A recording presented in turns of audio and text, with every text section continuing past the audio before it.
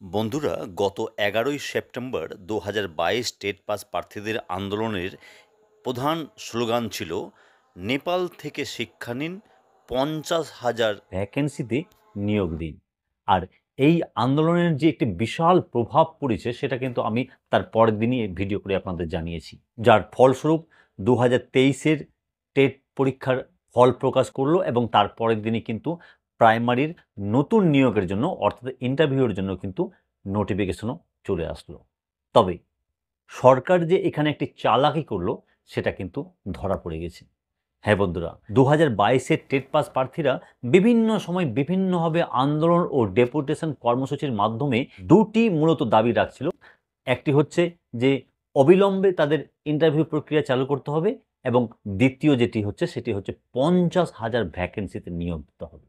হ্যাঁ বন্ধুরা, এই দুই দাবির মধ্যে নিয়োগ করতে হবে এটা রাজ্য সরকার মেনে নিলেও ৫০,০০০ ভ্যাকেন্সির জায়গায় কিন্তু একটু চালাকি করে নিল।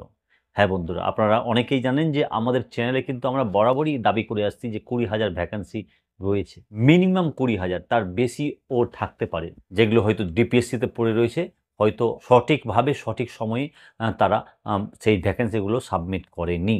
তবে ২০,০০০ ভ্যাকেন্সি তো আসবেই, সেই জায়গায় মাত্র ১৩,৪২১টি ভ্যাকেন্সিতে পর্ষদ কিন্তু ইন্টারভিউয়ের নোটিফিকেশন বের করে দিল।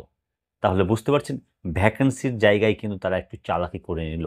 কারণ প্রাইমারির এই নিয়োগটা হয়ে যাওয়ার পর পরবর্তী নিয়োগ যখন হবে সেই সময়টা প্রায় ৩ থেকে ৫ বছরের মতো লেগে যাবে।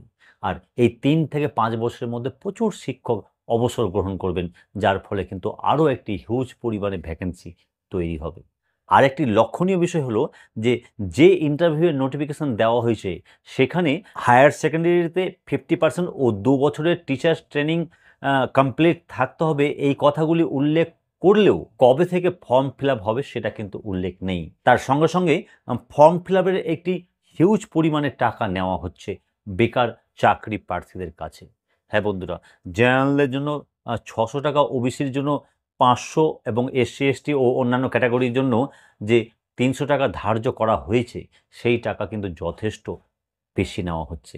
কারণ টেট পরীক্ষায় যে খরচ সরকারের হয়, ইন্টারভিউয়ে কিন্তু সেরকম খরচ থাকে না, সেটা আমি অনুধাবন করতে পারছি। তাই ৫০০-৬০০ টাকা আমার মনে হয় অনেক বেশি টাকা একজন চাকরি প্রার্থীর কাছ থেকে নেওয়া হচ্ছে। এ বিষয়ে আপনাদের কি মনে হয় অবশ্যই কমেন্ট বক্সে কমেন্ট করুন। এ সম্পর্কে আরও যদি কোনো খবর পাই অবশ্যই এই চ্যানেলে পেয়ে যাবেন। তাই যদি সম্ভব হয় চ্যানেলটি সাবস্ক্রাইব করে পাশে বেল আইকন প্রেস করে অল করে আমাদের সঙ্গে থাকতে পারেন।